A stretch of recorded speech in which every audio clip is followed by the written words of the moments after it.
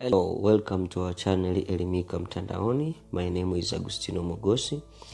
We are proceeding with a series of videos on information systems, and today we are in the third lecture. In this lecture today, we'll be talking about the business drivers of information systems. So let us proceed. Talking about business drivers of information system, it means that what things make organizations, what things make businesses invest on information system.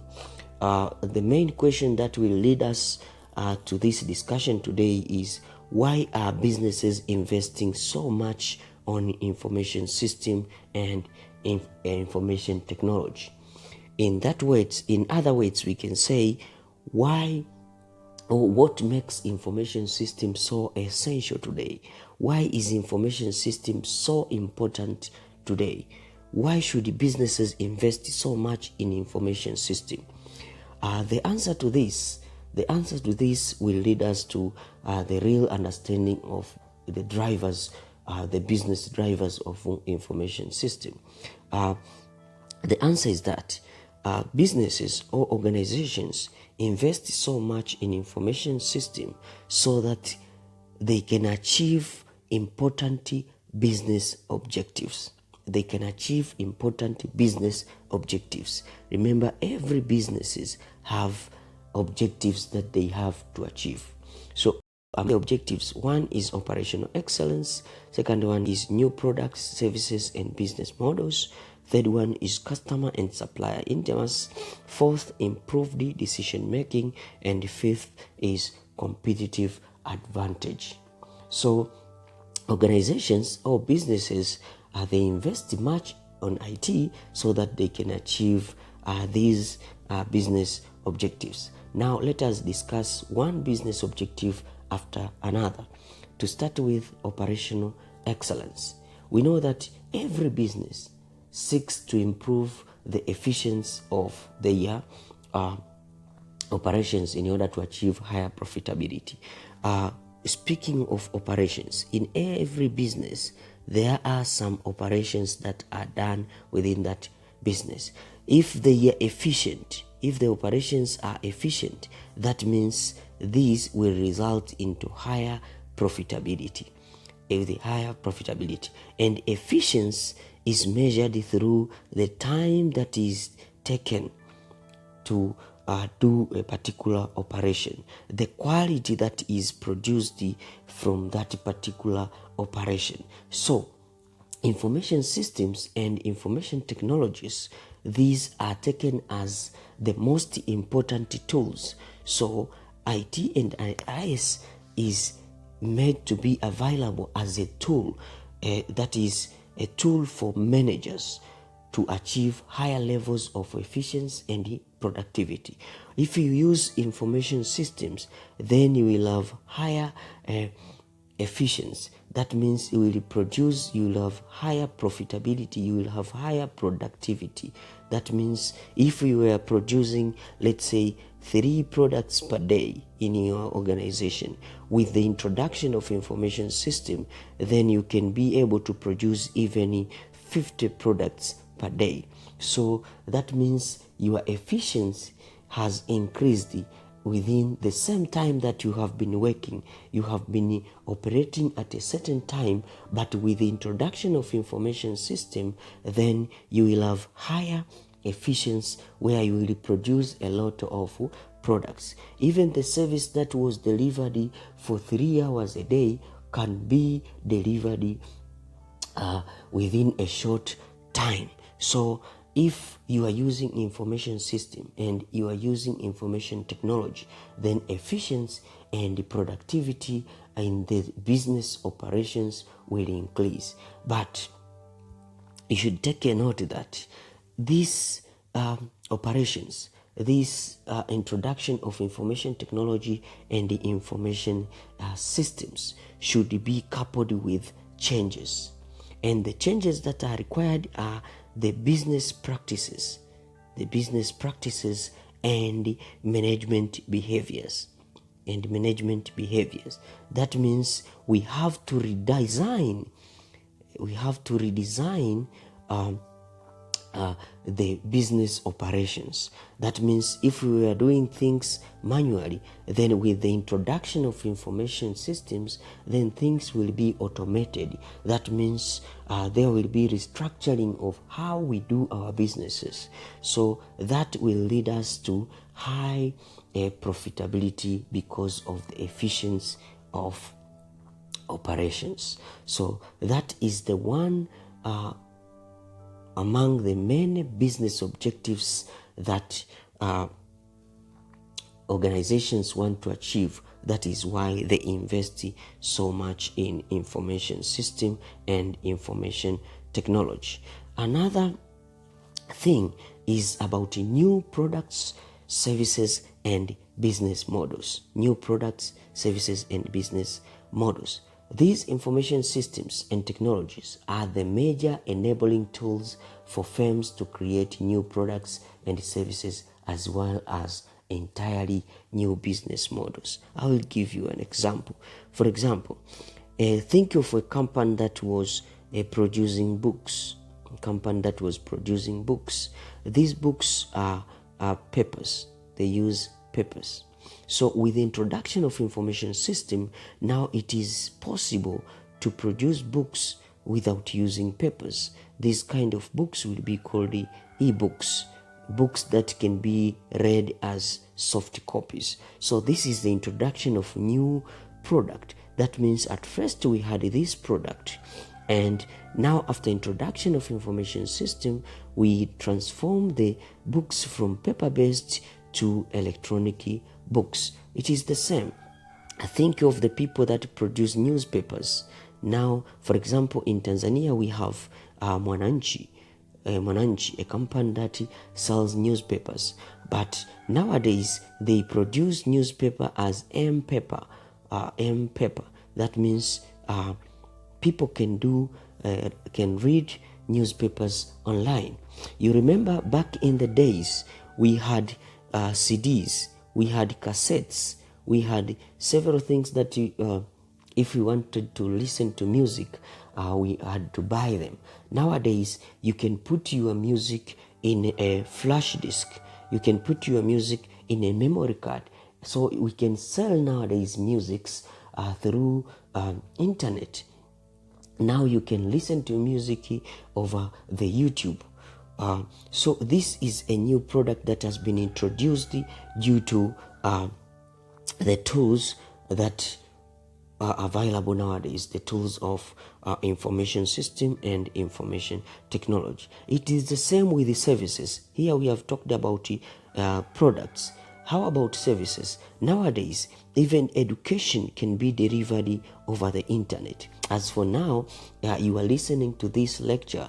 It is a service that is given to you. It's a service that you get to attend lecture without even going to a class. So we have new way of delivering services due to information systems. Now also we have different business models. Speaking of a business model, actually a business model is how a business produces, delivers, and sells a product or service to create wealth. So how a business produces, how a business delivers, how a business sells its products or its services, that is what we call a business model. We remember that back in the days, we had few business models. The business models of a manufacturer that makes finished goods from raw materials. It may sell directly to the customers or to sell it to the middlemen. We had these people called the distributors, where they bought goods from manufacturers and resold them to the retailers and the public. We had the people called the retailers. We had to go to a shop, and these people sold directly to the public after purchasing from the distributor or the wholesalers. And we had some people called the franchises. These are they could be manufacturers, the distributors, or the retailers. But instead of creating a new product, the franchises used the parent business model and brand while paying for royalties to it. But nowadays, we have kind of business models like brick and click. In this brick and click, a company that has both an online and offline presence, where it allows customers to pick a product from a physical store while they can place order online. For example, you can have your business, let's say you are selling clothes. You can have your business selling clothes. What you can do is you can do the advertisements online. You can use WhatsApp, Instagram, Facebook accounts. You can do the advertisements, and a person, once he or she sees your clothes and wants to buy, he can place an order using those platforms, and he or she can make payment using M-Pesa, can make payments using Tigo Pesa, can make payments using Airtel Money. After you have received your payment, then you can send the product, or you can allow the customer to fetch his product physically. That is a new business model that nowadays is used. There are several such business models. We have a business model called the freemium. This is also another kind of business model. This is the most common business model on the internet.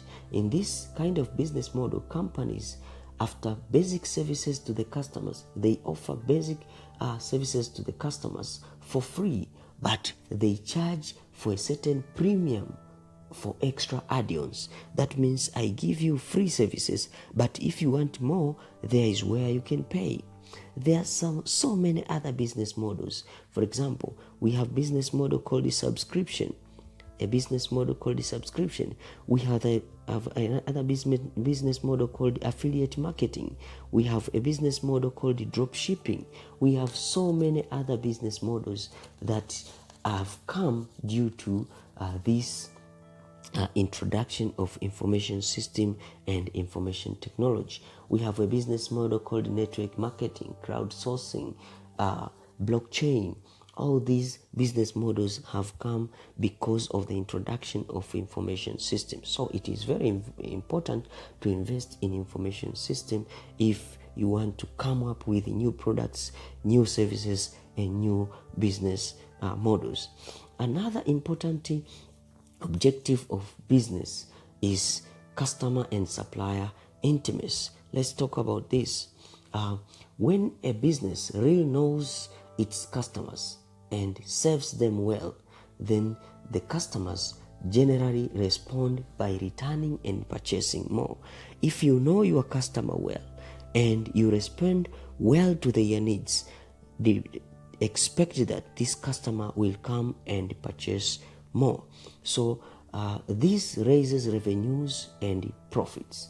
Likewise, with the suppliers, the more businesses engages its customers, then the better the supplier can provide vital inputs, and this lowers costs. So with the customers, you will be raising your revenue, but with the suppliers, this will be lowering what? Will be lowering costs. So how to really know your customers or suppliers is a central problem for business with millions of offline and online customers. So it is important for you to invest much in information system and information technology so that you can really know your customers, because with information system you can get to know your customer demands, you can get to know your customer details, you can get to know your customer contacts, etc., and that will improve your intimacy with your customers. So that is another objective as to why businesses should invest in information system. Another reason or another business objective is improved decision making. Many business managers operate in an information fog bank. They never really having the right information at the right time to make an informed decision. They don't have this information because to get information, you need connection, you need information system, you need to use some electronic devices so that you can get to communicate, you can get information from different sources. So because of this, the result is over or under production of goods and services, or you can get misallocation of resources, or you can get poor response time. So these poor outcomes, they raise costs and lose customers. Now that we have information system and information technology have made it possible for managers to use real-time data from the marketplace when making decisions. So it is now possible to get information, and as you get information, there is where it is made possible for you to make better decisions. And if you make better decisions, that means there won't be any over or under production of goods, misallocation of resources won't be there, and even response, you will be responding to your customers in time. We have another objective, which is competitive advantage, which is called the competitive advantage. When firms achieve the above objectives that we have mentioned customer and supplier intimacy, improved decision making, or new products and services, or operational excellence. If a company or an organization achieves such objectives, then that firm or that business, we say it has a chance to achieve competitive advantage. It has a chance to achieve competitive advantage. Actually, competitive advantage enables a company to outperform its competitors. This allows a company to achieve superior margins compared to its competitors, and in that case generate value for the company and its shareholders. So a competitive advantage must be with certain characteristics. Not everything that you do increases competitive advantage. Competitive advantage must be difficult.